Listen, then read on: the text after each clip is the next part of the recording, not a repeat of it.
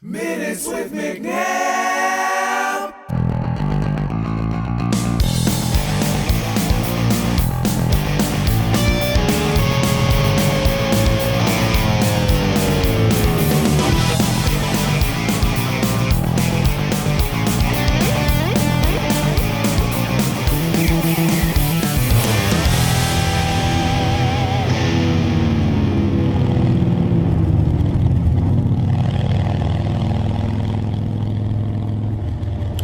Welcome to Minutes with McNabb. My guest today, Robert Mason from Lynch Mob, Cry of Love, and currently the singer in Warrant. Welcome, my brother. How are you? Good to see your face. Damn. I know, bro. It's been too long. It's like year and a half. Yeah, we texted like, hey, is everything cool with you? Like on the phone or like a call every once in a while. But man, this is like, yeah, we haven't done this. I know. Crazy. Thanks so much for doing this. These vodcasts, they're awesome. It takes a lot of work to get them up and running, and I want to thank my producers for that. But thanks for joining us on Minutes with McNabb today. You are the man. One of my favorite singers in rock and roll, brother. You always have been. And it's just a blessing to have you here today. You're not riding today. It's probably a great day to be riding in Arizona. It actually is. It's gorgeous. It's our typical springtime, not a cloud in the sky. It's probably going to get north of 90 today, though. So you got to get out early. I usually get out really early, even if we would do fly dates. I remember, we've even had this conversation years and years ago. Obviously, everybody doesn't know this. We've known each other. We've been on the road and been either in bands that are on the same bill or in the same band, and every permutation of that throughout the years. But when I would have flights to get on late in the morning, early in the afternoon, whatever, to travel out and do shows, I would get out before first light and go take a blast out while it's cool, even in like August when it's going to be 113 or whatever. But that's the idea out here in the desert. You get out early and have fun. But the remaining 3.5 seasons of the year, it's just absolutely gorgeous, like any time of day. Yeah, I know. And I love that. You and I were always the guy, get us out as early as possible. The rest of the band would be sleeping. We'd be on that 5:30, 6 o'clock flight just to get home and do what we wanted to do, which was riding or whatever it was. But and I appreciate job, but I like being home too. And honestly, that's the thing. I can't laze around in a hotel room. You know that, dude. Even on the ship, we've been on land, air, and sea. We have. Right? But the first ones that weren't out drinking all night are the first ones at the coffee bar in the morning, and that's usually where I run into you. True that. So tell me what it was like, growing up, what musical influences that you had, what got you interested, in wanting to be a musician and singing, and let me know, bro. Fill me in. I have incredibly early memories of singing with my mom and dad in long car drives. Like I was the little kid who, just because it was always around, and I think my father taught me, I understood harmony, and it was, and I'm not patting myself on the back. I had help, you know what I mean? But before I understood the math of music or any of the theoretical stuff, which I don't know a whole lot of, but I mean, I know it. It was always in my life. So singing was always there, but it wasn't something that was encouraged for my job. It was just a fun thing. Records on the weekends with my mom cleaning the house and my dad sitting me down early on with like Frank Sinatra and Otis Redding and Harry Belafonte and the Four Freshmen, the High-Lows, and like stuff he listened to. Herb Alpert, all the way to like, gosh, everything. I mean, here's Elvis, here's Tom Jones. I remember my dad sitting me down in front of the TV. And it's like, check this out. Look at this. And it's Tom Jones singing like Delilah or whatever, on like the Andy Williams show back in the 70s, 60s, 70s. And I'm seeing this guy in a jumpsuit, with a growly voice, because he had that. He wasn't just a crooner guy. He's, he's a Welshman.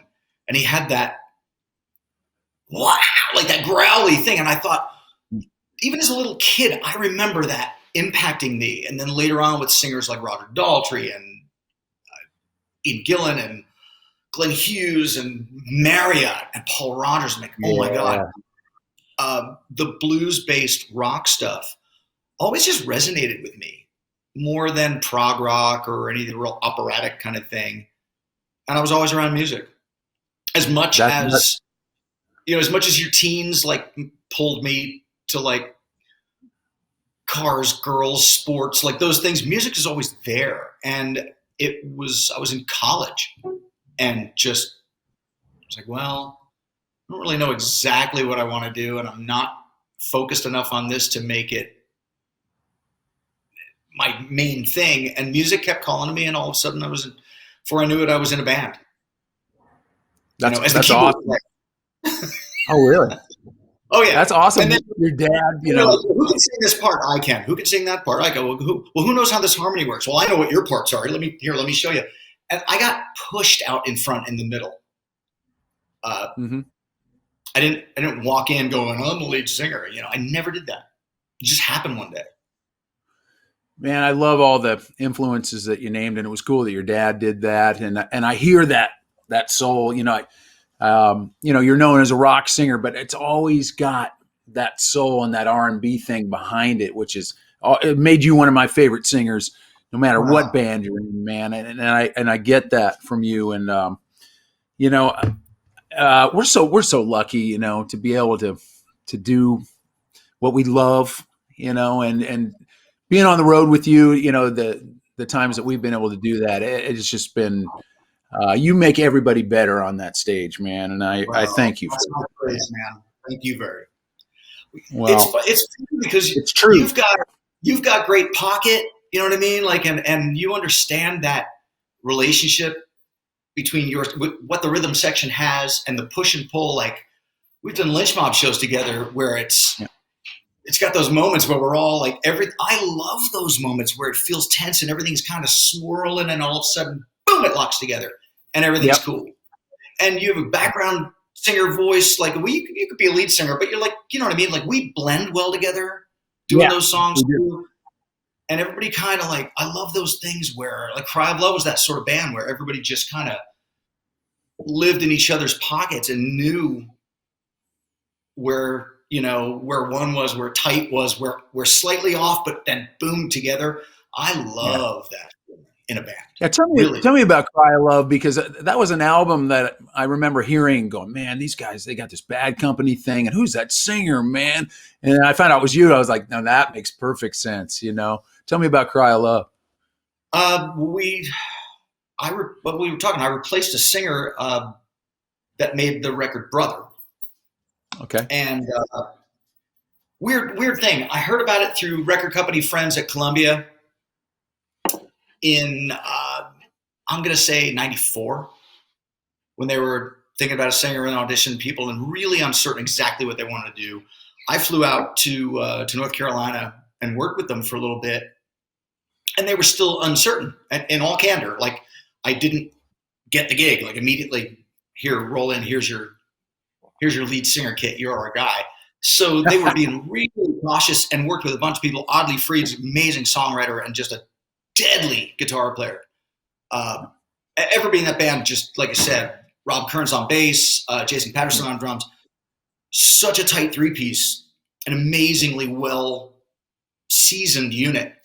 And I'm like the Yankee. They're all Southern gentlemen, and I'm the Yankee coming in like, hey, I can be your lead singer, So they were a little pensive and cautious about it, and I flew home. And then within a few months and a couple of sessions in LA, I got called to do the Ozzy gig as a background singer. And I was out there for almost a full year.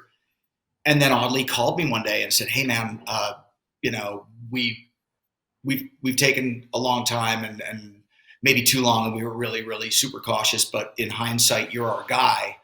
Are you available? Can you come? Do you want to be in this band? And I had done my time in the Ozzy traveling circus, which I loved, but I kind of wanted to be a lead singer again.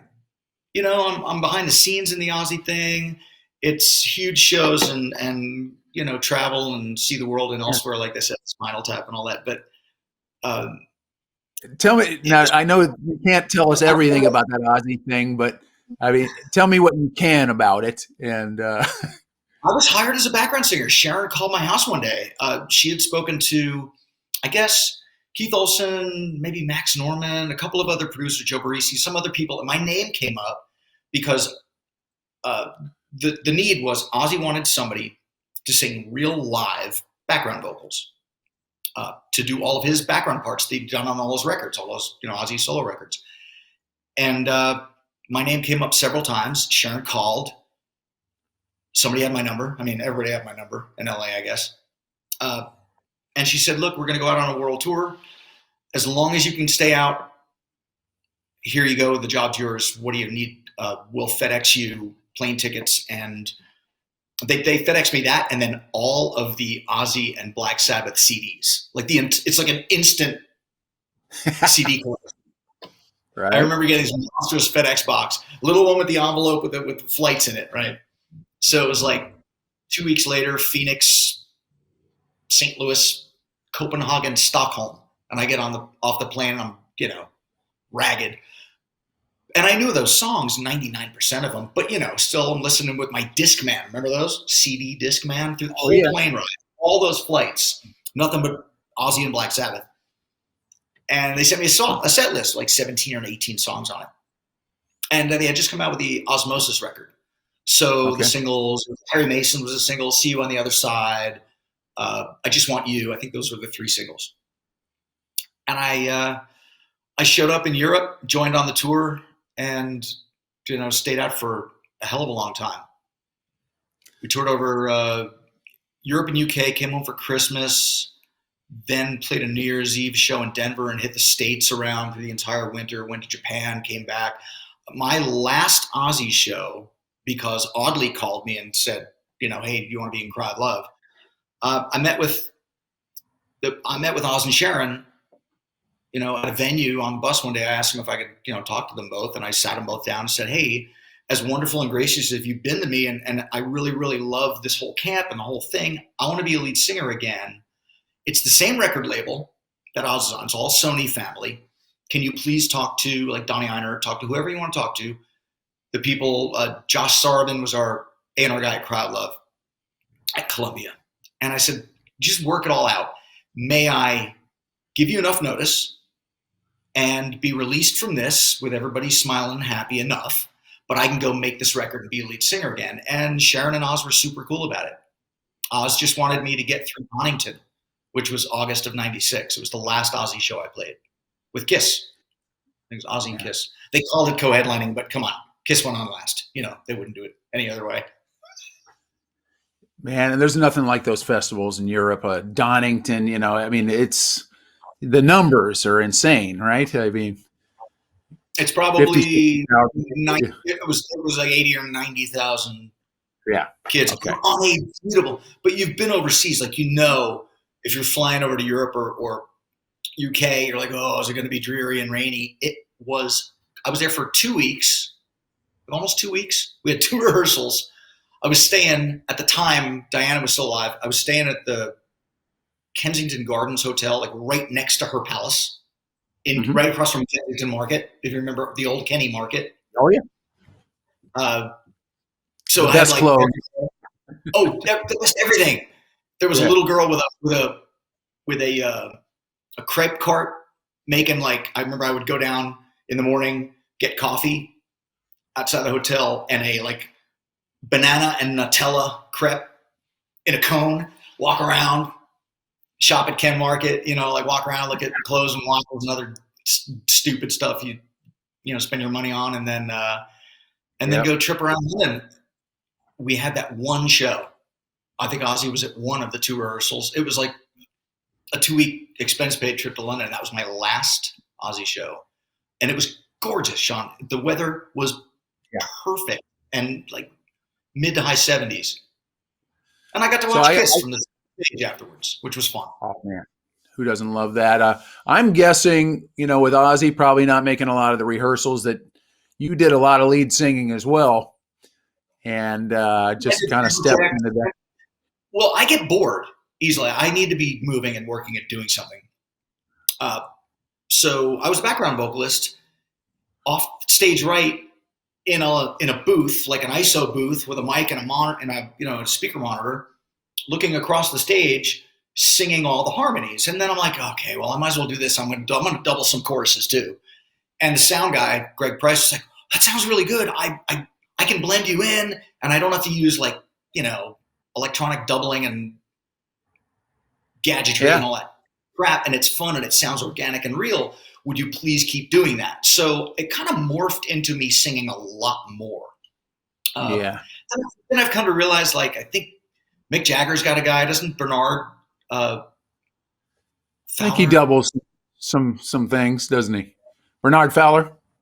Yeah, doesn't he do live for the Stones? He does and he'll do harmonies, and then they always have a girl. Like, it used to be Lisa Fisher, now it's somebody else. But they're singing all the backups, and then just to keep busy, they're like doubling unison choruses or whatever else. Yeah, man. Gig, dude. But I did get to do some sound checks. If Oz wasn't showing up, I would jump up and like I did the I joke Robin Zander around like, dude, at Budokan, I jumped up there because we played 2 shows at Budokan. That was super fun for me.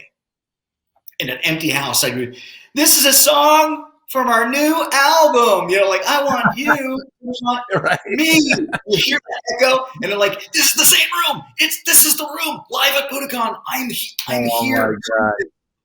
So when we play Warrant shows with Cheap Trick, I always remind Robin and Rick of that. Cry Love actually supported Cheap Trick as well. Wonderful band. Cool. Great guys. Oh, one of my favorite bands. I've probably seen them 30 times, and I don't think I've ever heard them sound bad. They've always sounded good, and Robin always sounds great. And on top of that, they're just the greatest guys, He's like an infallible lead singer. Yeah. Unbelievable. Yeah, I was thinking of him earlier, actually, because the Indy cars are running down in St. Pete today, and I'm like, I wonder if Robin's going to the race, Yeah, exactly. Yeah, but what a cool thing, man. So you got, after Cry of Love, we got to talk about Lynch Mob a little bit. Just the sophomore record, you just killed that. Tangled, which, I think, was that the first single? Or was it?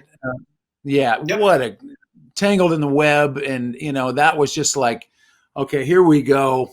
A whole new thing for Lynch Mob, but it was just so killer. Tell me about that experience. Good fun. I found out they were auditioning and flew out to Phoenix and eventually got the gig. And before long, it was like, get out here, let's write some songs. In summer, I think it was summer 91. Yeah. George and I started getting together over to his place, and between chilling out at the pool, and we did a little tour when I first joined the band with mostly songs from Wicked, and I think they were just trying to kill me. That's the running joke, that they did like 14 shows in 12 days to try to blow up my throat. But I was like 25. I was like, hey, I can sing forever. Go ahead and try to kill me. So then after that, we wrote that record, and we had Keith Olsen come out, and I remember us in the round table. I don't think George was there. George wasn't much of a lyric guy. But Ant and Mick and Keith Olsen and myself hashing through, back then, with pen and notebooks full of lyrics. I had just tons and tons of stuff. Anthony had a ton of stuff. And that was a fun record to make with Keith Olsen. Legendary producer. I'm so thankful that I got to work with him so much. Subsequently, through the years, he would call me for sessions. Yeah. It's funny. He says to me, well, I've got this guy. Do you know who Glenn Hughes is? I'm like, do I know who Glenn Hughes is? Duh. Can we get him here now, like today, Keith? So Glenn came in when I was tracking vocals. It's weird, man. Like, so many people came by when I was tracking vocals. Out of nowhere, Lou Gramm drops in one day, and then like, oh great, I just. Is this at Goodnight LA? Is that where you guys did the record? Yes, right next to Sound City. Yeah, right there in East Room there. Yeah. Yep.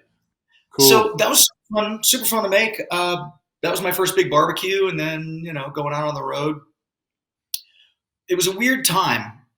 Summer 92. I know there was a big Kiss tour that we were on. Like, one day I get a fax machine message, a fax of like 100 Kiss dates, and then they're gone within a few weeks because of them schedule changes. So the Lynch Mob record had a weird vibe, a false start maybe touring wise. We went out and did theaters, big clubs and theaters for a little while on our own, and with a band called Life, Sex, and Death with my really good friend Alex Kane, LSD, who's still my buddy.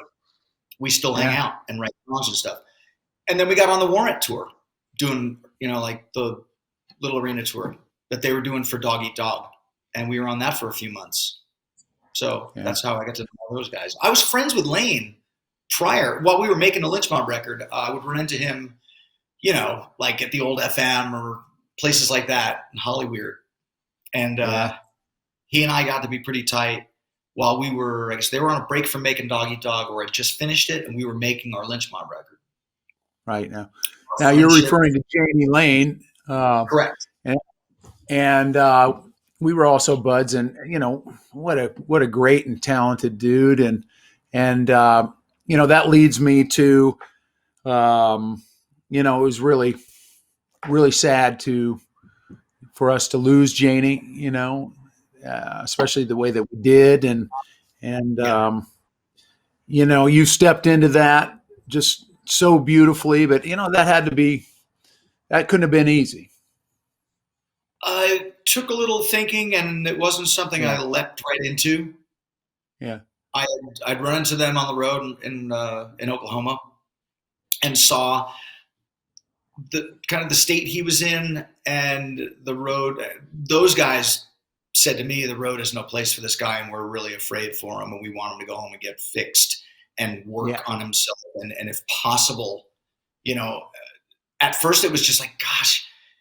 Man, can you kind of almost be like, can you come in and do a show last minute because what you don't want to do is burn a promoter and a bunch of fans, disappoint everybody because you've got 4 out of 5 of these cylinders wanting, all ready to go. And this one guy who's in a really bad place. That's a decision they could have made either way. And I don't know who would have fault, people are going to fault you no matter what you do in life, Sean, honestly. And, I always say if you want, I'll give you a bunch of reasons to like me and dislike me. You pick, I'll give you lots of reasons. Go ahead.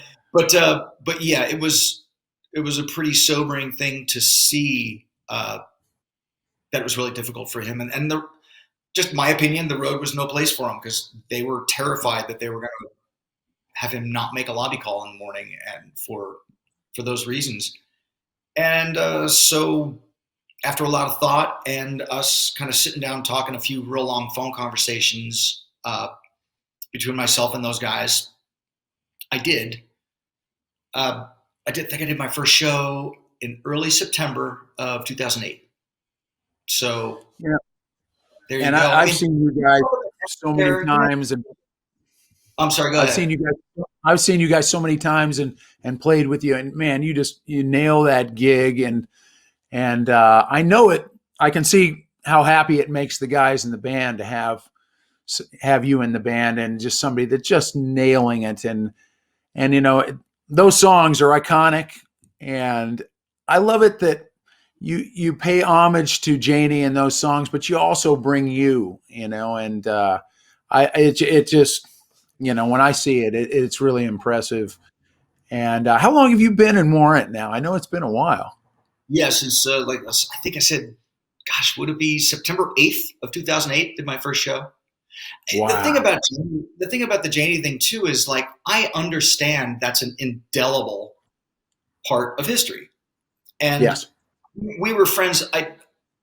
Any of the haters, I can't change everybody's mind, but the fans have been remarkably and thankfully really gracious and accepting. They want to hear the songs. I wanted to hear the songs. I'm a fan first. I used to get done with Lynch Mob shows, jump in the shower, grab a plate of food from catering, and run back up to stage right or stage left and go hang out and watch Warrant. So, life is funny. Now I'm singing that. But the thing is, fans really want to hear those songs and still show up at shows. I've been thankful to do 2 records with that band of our own, but it's still, come on. It's I do my damnedest, and I really appreciate that you said that earlier. I really do my utmost to pay as much tribute to the legacy and to his songwriting. He was a great frontman, a really good singer. Yeah. But you're right. It's never an imitation or a caricature. I'm just me. I can do me. Yeah. Okay. And on a consistent basis, I just thought that if we could make fans happy and make ourselves happy, what else is there, man? I'm not hurting anybody, and I get to do a fun job that I love more than anything, being on my side of a microphone and a stage. I love that more than anything.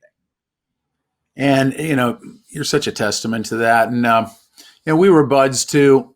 And I know he was a huge Beatle fan. And I played a couple of his birthday parties with him. And he was like, nope, that's not the way that goes. He knew those Beatles tunes inside and out, man. And he's like, not as easy as you thought, was it? And, but, he was just that guy. And, we all miss him, of course. But I think you hit it on the head. People want to hear those great songs, and you guys just deliver that. It's a great show. You've got your own body of work with them now, and it's really impressive, man. And I look forward to seeing a Warrant show very soon, and maybe a Warrant Lynch Mob show or George Lynch show. I know, no kidding. Like, The funny thing is, 2020, September of 1990 was the release of Cherry Pie. So 2020 was the 30th anniversary. I think we're just it's like golf. We're just taking a mulligan. We're going to come out. We have shows starting in June, July, and onward. And I think we're just going to say, okay, fine. It's the 30th anniversary of Cherry Pie Tour. Let's go. We have all new staging, new set list, the whole thing. So we were ready to go right when all this stuff locked down. Been a weird 16 plus months. Yes, it sure has. And gigs are starting to come in, and, we're getting gigs on the books, and that's a blessing. Hopefully, I got to say this as a caveat, not being on planes every weekend for almost a year and a half. I know where you're going. Now that isn't going to last, because we all got to work. It's funny. It's like somebody. So what have you learned? What have you learned through this whole, COVID and all the lockdown? Well, I've learned that I don't have to shave every day to still be relatively handsome, and I don't have to wear pants if I'm not going to stand up on camera. Those are obviously jokes, but yeah, man. Weirdest thing. You miss the things you miss. Yeah. I've sat at home and have played a ton. You get to enjoy being in, drive my own cars, do my own laundry, stuff like that, you miss terribly and you don't get to do as much. But yeah, the lure of the road, that pull is still there for me. And I just can't wait. Yeah, me too, actually. I always said the best part about being on the road are the shows and the hang with the guys that you're doing it with. And the travel, it is what it is. But we do that for the love of playing the music and the hang. And I don't know if you've ever experienced this, but like somebody's come up to you and gone, "Hey, Robert, thank you for that song. I got married to that song, or that song got me through a breakup," or you know what I mean? And have you had experiences like that where somebody came up and told you that and it just made the hair stand up on your arms and you're like, wow, cool. Oh, like countless times. It's always the same feeling. Like you feel so thankful and great. And my go-to is, yeah, but you made that song what that song is. Whether or not it's an old school Warrant song, like from the back catalog that clearly I didn't write, but I get to perform. People come up to me countless times. It's like, oh, that sort of story. Oh, we got engaged, or it could be anything. Yeah. And they bring their kids to shows, and then you're like, wow, okay, well, I can't swear. 8-year-old in the front row, okay, but she knows all the words to Uncle Tom's Cabin. Like mind blown, or something. Something that I wrote. for the band, like on one of our newer records, and people are just like the greatest for keeping you grounded. But then again, the praise is the reason you do it too. I mean, I can't say that doesn't make me feel great. It makes me feel wonderful. And when you do anything that touches somebody in any way, but you're right, if it's strengthening to people or makes them happy, makes them forget their problems, or it reminds them of somebody they lost, or all those sort of life situations, that's why you do that. Yeah, one of my producers is a huge Robert Mason fan, and he showed me a picture of you, his son, who, probably didn't know any of us, but he really dug the show. And it's a picture of the three of you. And, he was really stoked when I told him you were going to do the show, and just like I was. And, I just think it's a testament to your character. We got to empower our youth, man, and I see you doing that. Yeah. That's awesome. Well, like I get to do a fun job. Like I said earlier, that I'm hopefully making people. I don't get on a soapbox. There are things I believe in, but I'm not trying to force my stuff on everybody else. I'm more about. I love having a little mystery in your entertainers. Like we did when we were growing up. Like you didn't know everything about Jimmy Page, but he was cool and mysterious. And you were like, wizardry and all these people, and still. They help to shape you, and I was affected by musicians and writers and all that sort of stuff growing up. So it's my privilege to stand on the shoulders of those giants, not to be too lofty, but that's what it is, and get to do this and making other people as excited as I genuinely am on my side of the mic. Like I want them to be screaming the words. Like it's party. I don't want you to just, sit down and be polite and stare at me while I do my job. I want you to enjoy it. You are in it as much as we are. I'm just the big mouthpiece. I'm just the ringleader. Like, we're all in the circus. Like, let's all make noise and have fun. I'm going to ask you about End Machine in a minute, but really talk to me. I know we share this in common too, is, we're guys in our mid 50s. And it's a lot of work to keep ourselves in good shape. And you're one of those guys, I don't see you ducking any notes, man. And I appreciate that. And I think fans really appreciate it. Guys like you, Sammy Hagar, there's guys that, they're hitting everything. And I know that takes a lot of work and a lot of maintenance. And tell me about how you're staying healthy and keeping that golden throat, man. It's weird, as I appreciate all the praise, man. It's probably just how you were brought up to a certain degree as well. I was always an athlete first. So the lead singer thing, probably I'm assisted a little bit by a lifelong playing sports and, keeping your wind up, because that's your fuel. I'm not running around airports the past year and a half and playing shows. I mean, you've been on the road with me. I hardly eat on show days, so I tend to waste away to nothing. Right now, I'm looking like, oh, the camera does put on 10 pounds plus all the food I've eaten for the past. Like I'm not, out of my crazy. Obviously, I'm wearing a 30-year-old size large T-shirt that overfits me, but comfort is a premium here at the house. But yeah, it takes attention. Your instrument's inside you. It will go away if you ignore it. Yeah. The thing, I'm classically trained. I had a couple of really good teachers early on that kept me from burning my throat out and developing too many bad habits, or at least reversing some of the ones I had.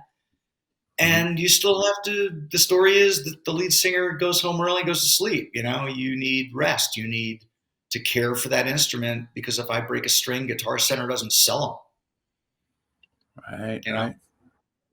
Yeah. I appreciate that so much. When I really respect you guys, for people that don't know, being on the road, being in 3 cities in a weekend, let's just say you did Thursday, Friday, Saturday in 3 different cities. Keep in mind, you didn't get any sleep. You know, you're still keyed up from the gig. You had a 6:30 lobby call on to the next city. You maybe got a nap after sound check, played the next gig, and then you're on to the next gig. So it's not for everybody. Then you throw into the fact you're a lead singer and you got to carry this thing. I just respect you guys, what you do so much. I appreciate it. Believe me, it's not for everybody. You nailed that. And yes, it beats you down at times, and you just learn to conserve. Like, I don't sleep well on planes, but I get what I call zombie sleep, where I'm kind of like half in, half out. You know, you and me, I'll have a drink or two every once in a while, but nothing too heavy, and hardly, you know, sometimes I don't for months at a time, and nothing else. The only vice I really have is drinking coffee. So that's the harshest chemical I put in. Right. But everything matters. Hydration and sleep are key. And you're right. Sometimes you do jam that like last little bit of nap in the afternoon before you have to go down a lobby call for the gig. But warm up, warm down. Yeah. And if you rest, you rust. You know, I've been doing my damnedest to sing. I mean, I wrote and made a record during the break, which was cool to kind of keep yourself in it. I've done some sessions. That's End Machine? Yes. Yeah. Follow Tell up us to our about first. End Machine. That's that Pilsen Lynch combo, you know, that songwriting. They're like, you know, Martin and Lewis, you know, going forever. It's cool to be in the singer in that band. So I get to write, you know, I leave them alone for the music. Obviously, you know, why would I try to tell George what to play as far as solos go? But for the lyric thing, the first record, I think I did 99% of it myself, just from notes I had in my phone and things I see and hear and all that kind of stuff throughout touring and, you know, living and being me. So a lot of those were just sprung from my head. And then on the second record, since we were all doing Zoom meetings to write these songs, everybody wanted to throw in their own ideas lyrically. So I'm like, okay, send me some ideas, send some buzzwords, send some thoughts, send some things. Jeff Pilsen came up with a couple of really cool courses where, you know, he's a musical force to be reckoned with, and he's a really good singer. I mean, that guy singing harmonies, background vocals, for, you know, with me is super fun because he's got a great voice. His voice is a little cleaner than mine, but he can almost make it sound similar. So in the studio, I'd show up with a whole bunch of lyrics and we'd hash through them, and maybe this word doesn't sing as well, you know how the songwriting thing goes, but we would do it largely on the fly. The second time around, we had the whole lockdown situation, so we would do Zoom meetings where we would just, George and Jeff and I, throw song ideas around, or Jeff would send me an email of a course he has. Like, okay, what's it about? These 4, 5, 6 words are cool, but now I have to write a song about it. So, and I would just build off that for a couple of the songs. Many of them came like the first record, just from my head. And we all kind of threw your ideas in the hat, and the best ones win. But ultimately I have to put these things in, you know, melodic form and make sense of them. I like to make sense of them. I don't like just writing nonsensical lyrics that don't mean anything to me or anybody else. But I try to leave them somewhat ambiguous. So where can people like, oh, it means this to me? No, it totally means something different to me, you know. Where can people find the record and those videos? I've seen a couple of great videos. That's the YouTube thing, Frontiers Records. It's the End Machine on, I think, all social media. Just like Warrant Rocks is like the End Machine on whatever, the Instagram, Facebook, blah, blah, blah. All that sort of jazz. The record came out on April 9th, so it's out there. The videos are on the YouTube. Cool. I don't really watch them too much. I had to make those songs and record them, so I don't really watch them too much. I get that. I totally get that. Read the comments. I could go and read all the comments if I really felt like it. And I'm assuming Warrant Rocks, you guys got some great swag too. Give us the coordinates for all the Warrant stuff. Yeah, Warrant Rocks on Instagram and Facebook. There's website as well. And we're like a click or two away from every device known to man. Honestly, Right on. everybody's so connected these days, and they're so used to like the immediate gratification of. I think it makes us all impatient, but it's really easy to find almost everything, and I'm easy to spot. I'm the loud one in the middle. Hopefully, I'll be the loud one in the middle at shows, running around, trying to scream at you. I can't wait to see you at a show. And this leads me to this is our full throttle rapid fire 5 questions. And so, they're basically short answers, but you can answer them as long or short as you want. But who's been the most influential to you, Robert, in your life? Wow. Who? I don't know. I think if you have good parents, that's the start. I had a good pair. Perfect. They give you the initial right and wrong, but musically, I think we named them all, man. Yeah. Honestly, I have that. Everything from Beatles and Stones through British blues, but even before that, all the crooners, anybody who was really a captivating personality, singer-wise, male or female, always got my attention. What are you listening to these days? I know we love rock and stuff, but what do you listen to? What does Robert Mason listen to when you're chilling on a Sunday? What's your go-to? I go back to my old records. Honestly, I could walk 10 feet, 20 feet, and go grab stuff out of my album collection. But it's, and I kid you not. I mean, you know me. I'm, well enough to know this is the truth. Everybody out there in internet land is like, oh, that's a bunch of crap. But Johnny Winter and live, Humble Pie, rocking the Fillmore. Yeah. Like, honestly, I go back to old, cool live records. Bob Seger live Bullet. Just hit C above middle C. And I'm going to ask you to play something in a minute. All right. If you could have a billboard that had a quote on it about Robert Mason, what would it be? Wow. Not all my questions, by the way. Some of these are producer questions. I think that's actually cool. I love having questions that make me think and make me pause for a minute. I don't mean to leave dead air, but It's okay. We'll edit. No, that's really cool. And how about this trip? This trip is really a place. I like that. I like that a lot. All right. That's on the wall somewhere. I don't know. I'm stealing from somebody. I don't know. It's another producer question. Sorry about these. If there's one word you want to be associated with, when people think of you, what would it be? Wow. Punctual. No. Boom. That's a joke. Consistent. Yeah. Dude, I've seen you play a lot of shows and played many with you and been blessed to do that. And you are always consistent. I just saw a video of us doing something the other day, and it just was so good, and it really made me happy. We had some fun, man. Yeah. Doesn't have to stop I think there. You, me, George, and Jimmy DeAnda, and it was pretty smoking.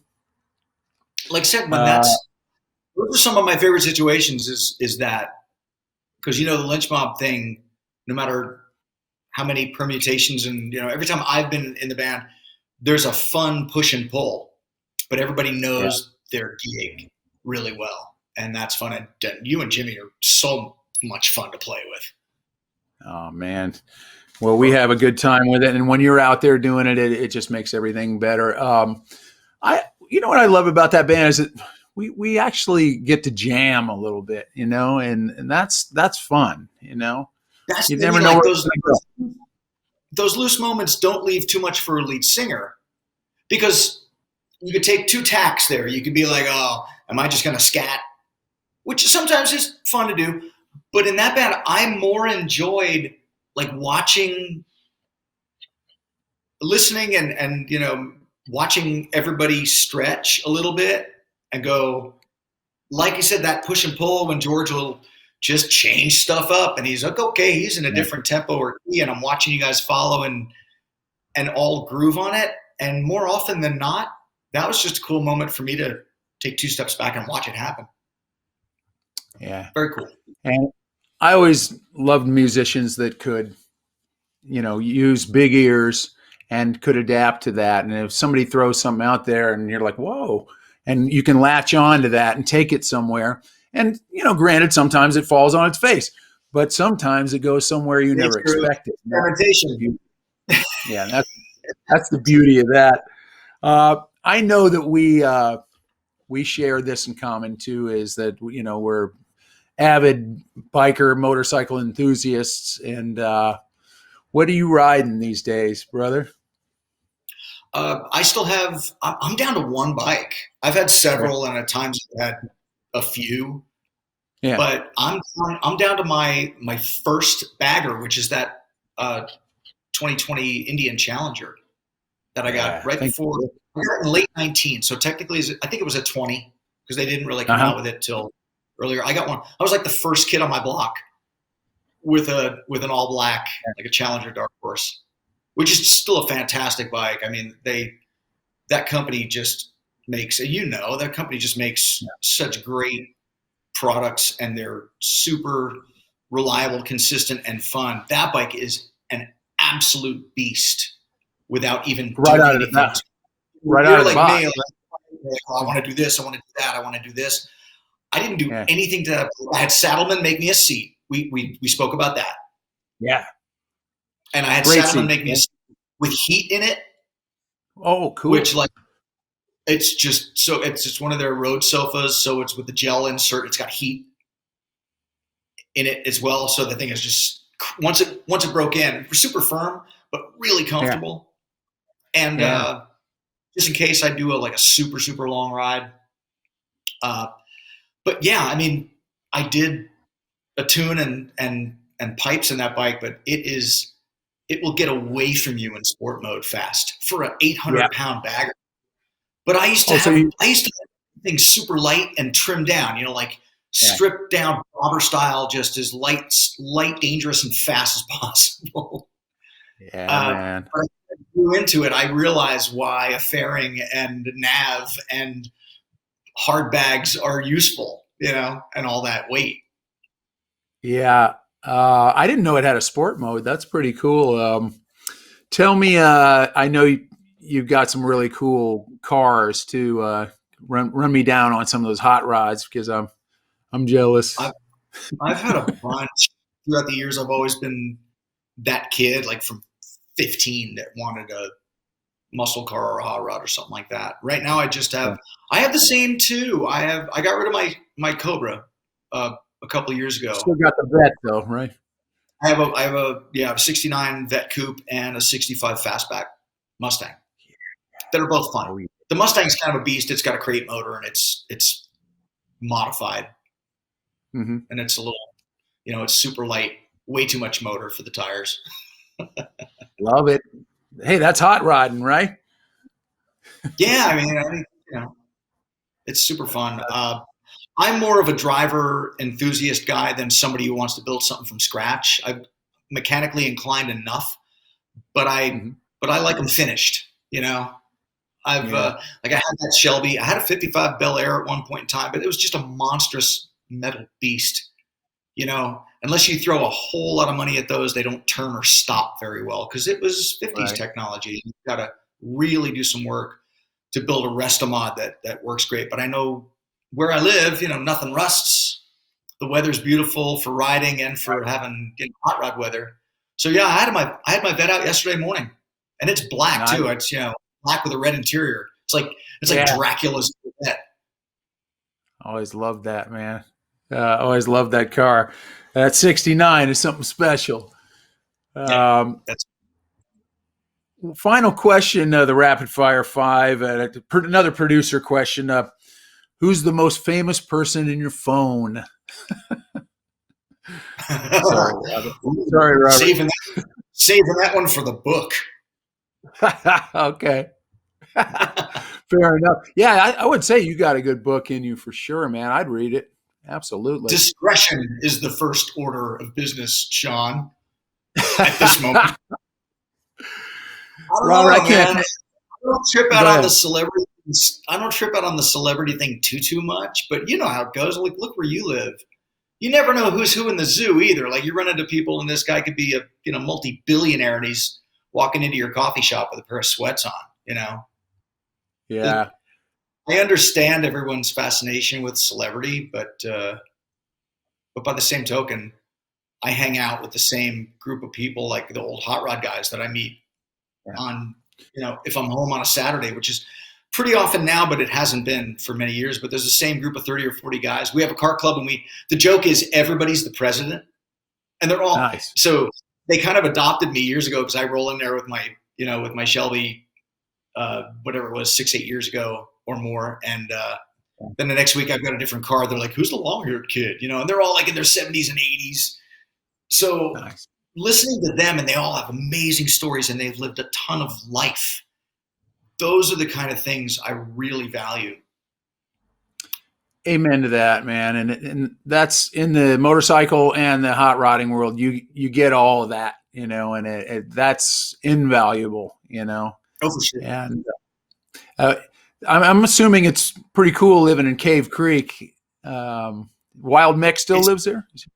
Yeah, it's pretty relaxed. Yes, Mick Brown. So you guys ride up to the highway? Oh, exactly.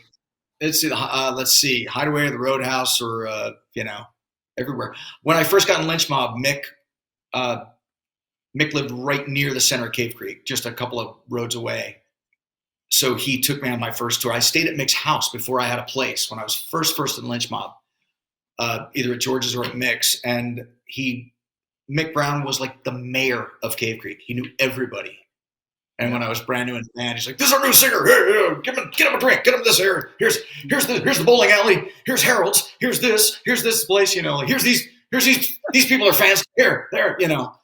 It was fun." How that guy never got his own reality show, I don't know, because he would have been perfect. That could have run for seasons of plenty, Oh yeah. Have a Jim Beam and Coke and play video games with Mick Brown. Yeah, mostly Jim Beam and maybe just a little tiny bit of Coca-Cola. Mostly. We call those in the Warrant band. We call those Mick Browns. Absolutely. And if anybody on this lobby call with like, "Ooh, did you get Mick Brown?" Hey, if you see him, will you send him my best? Of course, man. Cool. Robert, thank you. Brotherhood. That's right, man. Robert, thank you so much for joining us on Minutes with McNabb today, man. You're amazing guest, and I'm going to have you back if you would bless us with that as we build. But I appreciate you coming through for a brother. Oh no, dude, come on. Friends.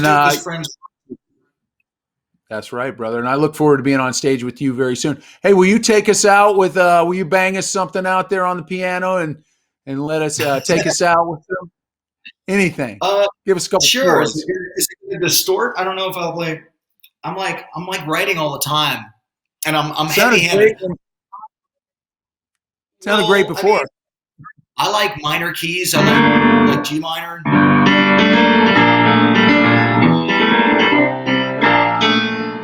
Then you go major, right?